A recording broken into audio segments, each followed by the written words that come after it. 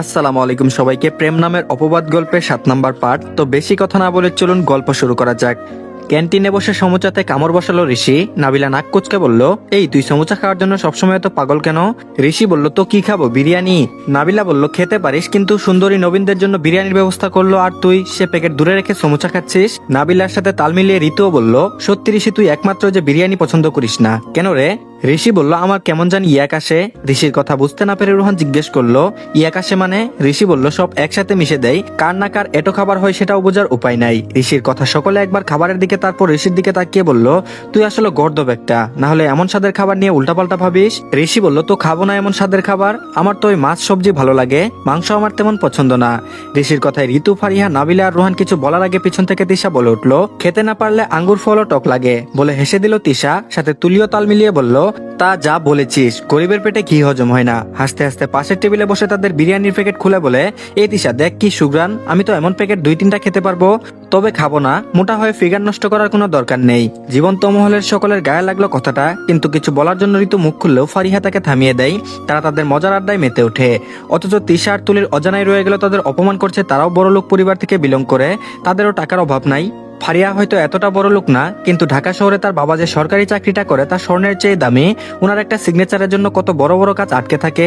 দূরে স্যারদের সাথে কথা বলছে ফায়েজ, সেখানে নীলও উপস্থিত ছিল, কিন্তু ফায়েজের চোখ ক্যান্টিনের 4 নং টেবিলে আটকে রয়েছে, হয়তো ভালোবাসার চোখে নয়তো দায়িত্বের চোখে। আরিফ বলল, জানিস নীল, তুই যখন এন্ট্রি নিলি না, তখন মিস অহংকারী তোকে দেখে আকাশ থেকে পড়েছে। আরিফের কথা বুঝতে না পেরে নীল তাকিয়ে জিজ্ঞেস করলো, কে সে? আরিফ বলল, আরে ওই মেয়েটা যে তোকে ভিপির ভয় দেখায়। নীল বলল, দেখুক, এসব ফালতু মেয়েদের পাত্তা দেয় না এই সায়েদ খান নীল। আরিফ বলল, তা কেন দিবি? তুমি তো এক মায়াবীর প্রেমে ডুবে আছো, অথচ আজও সাহস করে বলতে পারোনি। নীল বলল, সময় হোক বলবো। আরিফ বলল, আরেকটা কথা, নিখিল নাকি তোর মায়াবীর খোঁজ খবর নিচ্ছে আজকাল। নীল বলল, জানি। আরিফ বলল, কিছু করবি না, বলবি না? নীল বলল, পরে বলবো, আগে নেওয়া শেষ হোক, এরপর বলবো কার খবর নিচ্ছে সে। এই সায়েদ খান নীলের হৃদয়ের রানীর খবর। আরিফ বলল, হৃদয়ের রানী? নীল বলল, কেন, তোর সন্দেহ আছে? আরিফ বলল, আরে না, মেয়েটা লাকি, তোকে পাবে। নীল বলল, আমিও লাকি যদি তাকে পাই। আরিফ বলল, ভাই তোরা দুটোই লাকি হবি, একজন আরেকজনকে পেলে। আমার কপালে কবে যে একটা এমন আসবে, যা আছে সব জলদস্যু রে বাবা। এ আরিফ, তুই কি জীবনে সিঙ্গেল থেকেই মরবি নাকি? নীল বলল, এই তোর নাটক বন্ধ করতো, চলতো। বলে নীল বাইক থেকে উঠে সামনে হাঁটতে লাগলো। তুলি খেয়াল করলো নীলকে সিনিয়র জুনিয়র অনেকে সালাম দিচ্ছে। তিশা তুলির দিকে তাকিয়ে বলল, চল তোর হিরোর সাথে কথা বলে আসি। তুলি নম্র সুরে বলল, আসসালামু আলাইকুম নীল ভাই। তিশাও সালাম দেয় নীলকে। নীল ভদ্রতা দেখিয়ে উত্তর দেয়। তুলি আবারও বলে, সরি ভাই, আমি আসলে জানতাম না আপনি ভিপি, তাই এমন ব্যবহার করেছি। নীল মাছি তাড়ানোর মতো করে বলল, সমস্যা নাই, আমার মাথায় এত কিছু রাখার মতো জায়গা নাই। আরিফ ফিক করে হেসে ফেলে, তারপর বলল, ওভারলোড নিস না ভাই, পরে আমার চাচু হওয়া হবে না। আরিফের এমন কথায় নীল চোখ রাঙিয়ে দেয়। আরিফ ঠোঁটে হাত দিয়ে বোঝায় সে চুপ করলো। তুলি আবারও বলল, আমি সত্যিই সরি ভাইয়া, আপনি রাগ করেছেন অনেক, আমি বুঝেছি। নীল বিরক্ত হয়ে বলল, আপনাকে আমি ঠিক চিনিও না, তার উপর রাগ করবো কেন আমি? নীল এতটাও সস্তার কেউ না যে যার তার উপর রাগ করবে। তুলি নীলের কথায় অপমানিত হলেও মুখে মিথ্যা হাসি রেখে তাকিয়েছিল। নীল পাশ কাটিয়ে চলে গেল। তিশা বলে উঠল, ভিপি হয় তাই কি অহংকার দেখছিস? এতদিন তো মুখোশ পড়েছিল, যখন আমরা জানাচ্ছি সে কে, এখন দেমাক বেড়ে গেছে। তখন তুলি মনে মনে বলল, নীল ভাই, আপনি তো চিনেন না এই রুবাইয়া জান্নাত তুলিকে, চিনলে এত বড় স্পর্ধা দেখাতে পারতেন না। আপনি প্রথম কেউ যাকে আমার না চাইতেও ভালো লেগেছে, তাই এত অপমান আমি আজ খোলা আকাশের নিচে হজম করে নিলাম। তখনই ফায়েজ বাইক নিয়ে বাইরে যাচ্ছে। তিশা সেদিকে তাকিয়ে বলল, এ দেখতে সুন্দর, কিন্তু কথা দিতা। আচ্ছা, খেতে কি মিষ্টি নাকি তিতা হবে? তুলি বিরক্ত হয়ে বলল, তোর স্যারের উপর নজর সরাতো, উনি যে খিটখিটে আবার নীল ভাইয়ের মতো না হয়। মাগরিবের আগে বাসায় আসলো ঋতু। ফায়েজ সোফায় বসে মোনারিকের সাথে টম এন্ড জেরি দেখছে। এ দুই ভাই বোন এখনো কার্টুন দেখে। ঋতুর হাতে সকালের যে রজনীগন্ধা আছে, সাথে দুলন চাপা ফুল। ফায়েজ এক পলক তাকিয়ে গম্ভীর কণ্ঠে বলল, অনুষ্ঠান 2টায় শেষ আর বাসায় আসলি 5টায়, বাকি 3 ঘন্টা কোথায় ছিলি? ঋতু ফায়েজের শাসন থেকে খুশি হতে গিয়েও হলো না। ফায়েজের শেষ কথায় মন খারাপ হয়ে গেল। ফায়েজ আবারও বলল, ভার্সিটি থেকে রজনীগন্ধা দিয়েছে, এ দুলন চাপা কে দিল? এসব খান বাড়িতে চলবে না, অন্য কারো থেকে ফুল নিয়ে তা এ বাড়িতে আনবি না, আর যেন না দেখি। বলে সোজা সিঁড়ি দিয়ে নিজের রুমে চলে যায় ফায়েজ।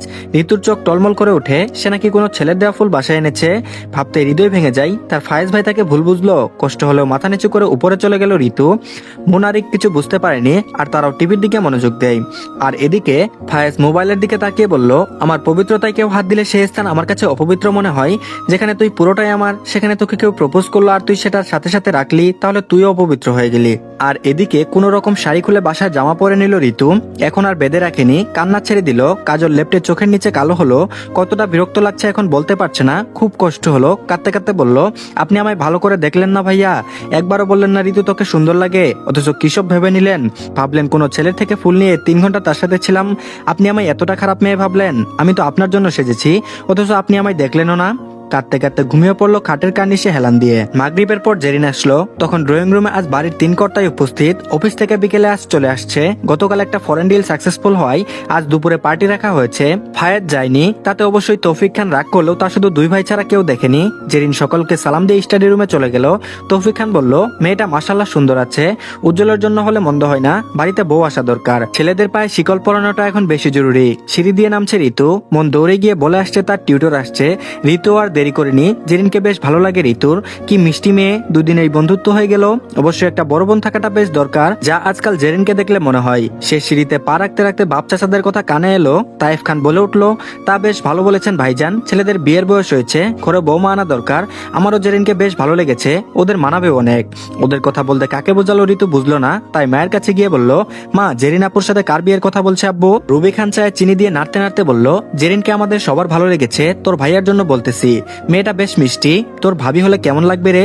ভাইয়া বলতে তখন মাথায় আসলো ফায়েজ ভাইয়া। ফায়েজ পরিবারের বড় ছেলে, তাকে বাদ দিয়ে তো আর এই ছোটটাকে বিয়ে দিবে না। বুকটা ধক করে কেঁপে উঠলো, চোখের পানি আসার আগে তা আটকানোর চেষ্টা করলো। কথা না বাড়িয়ে চলে গেল স্টাডি রুমে। জেরিনকে দেখে কান্না যেন বাদ মানলো না, তবুও চোখ দিয়ে পানি পড়লো না এক ফোঁটাও। ধীরে সুস্থে বসলো চেয়ারে। জেরিন কিছু লিখছিল, ঋতুকে দেখে হাসি মুখে বলল, কেমন আছো ঋতু? পুরোটা শেষ করার আগে চোখ গেল ঋতুর বিধ্বস্ত মুখটার দিকে। চোখগুলো কেমন জানি আগুনের মতো, সাথে বিচলিত হয়ে বলল, আরে ঋতু তোমার মুখ এমন কেন, শরীর খারাপ নাকি? এ বলে কপালে হাত ছোঁয়ালো। ঋতু নিজেকে ধাতস্থ করে বলল, না আপু তেমন কিছু না, আসলে মাথা ব্যথা করছে। ঋতু বলল, পড়তে পারবে আজ? আদরের স্বরে বলল জেরিন। ঋতু বলল, পারবো আপু, তবে অল্প পড়বো আজ। জেরিন বলল, ঠিক আছে। জেরিন পড়া বোঝাতে ব্যস্ত হলেও ঋতুর মন আজ নেই। সে বারবার জেরিনকে দেখছে, মনে মনে বললে, সত্যি আপু কত সুন্দর, ফায়েজ ভাইয়ের সাথে ভালো মানাবে, আমি তো তার ছোট বোন, আমাকে তো উনি আর বাইরে অন্য কোনো নজরে দেখেন না। আজ বিকেলে তো বুঝিয়ে দিল উনি আমাকে খারাপ মেয়ে ভাবে। আর এদিকে জেরিন 8টায় চলে যাওয়ার সময় হাসনা তাকে ডাক দিল। জেরিনও পাশে গিয়ে বসলো।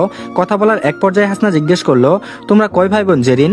জেরিন বলল, আমরা 2 ভাই বোন আন্টি, আমি বড় আর আমার ছোট বোন ঝুমু এবার ক্লাস 7-এ। স্নারা খান বলল, অনেক ছোট তো তোমার, তা তোমার বাবা মা কি করে? জেরিন বলল, আন্টি আমার মা স্কুলে শিক্ষকতা করে। হাসনা খান বলল, আর বাবা? জেরিন বলল, আন্টি আমার বাবা নেই, একটা রোড অ্যাক্সিডেন্টে মারা যায়। বলে মাথা নিচু করে ফেললো জেরিন। হাসনারা খানের খারাপ লাগলো, পরম মমতায় মাথায় হাত ছুঁয়ে দিলেন, আদর করলেন। কোনো কিছু আড়াল হলো না ঋতুর চোখে, দূর থেকে দাঁড়িয়ে সব শুনলো। বড় মার এত আদর করতে দেখে কষ্ট যেন দ্বিগুণ হলো। রুবি খান ঋতুকে বই হাতে দাঁড়িয়ে থাকতে দেখে বলল, কি রে দাঁড়িয়ে আছিস কেন? রুবির কথায় সকলের চোখ যায় ঋতুর দিকে।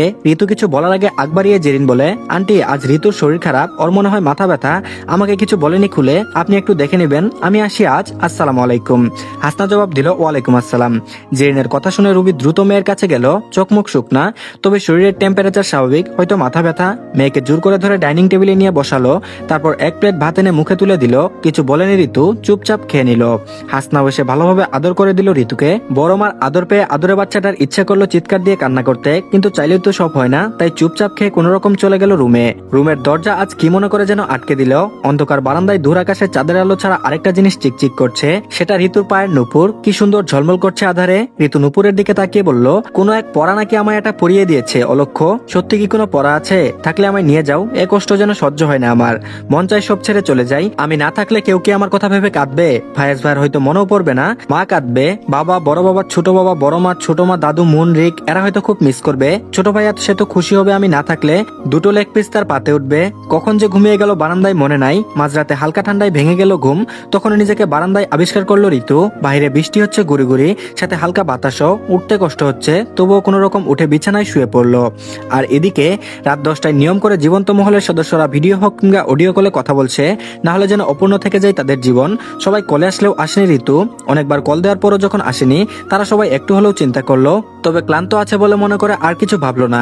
এদিকে ফায়েজ আজ আর ঋতুকে ডিনারের সময় না দেখেও এতটা ভাবলো না। বিকেলে কথাগুলো বলাই আদরের দুলালি যে মুখ ফুলিয়েছে তা বেশ বুঝতে পারলো ফায়েজ। তবে এসব নিয়ে ভাবলে হবে না, সবকিছু নিয়ে ভাবতে গেলে জীবনটা চলবে না। ফায়েজ, উজ্জ্বল আর তারিফ খান বেশ কিছু সময় আড্ডা দিল। তারিফ খান বলল, ফায়েজ তো বিয়ে করবে না, তুই বরং বিয়ে কর উজ্জ্বল।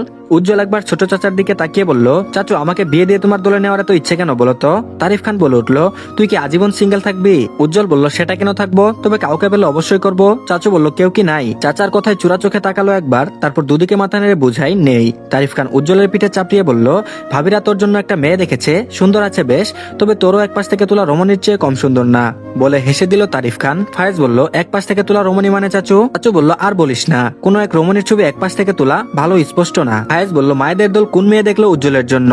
চাচু বলল, কে আবার? ঋতু টিউটর, শুনলাম মেয়েটার বাবা নাই। উজ্জ্বল রাগ দেখিয়ে বলল, সুন্দর কেন, বিশ্ব সুন্দরী হলেও আমি বিয়ে করব না। ফায়েজকে করাও, না হয় নীলকে, আমি তো ওই তাকেই করব, সে ট্রাফিক জ্যামে আটকে থাকা নীল আকাশকে।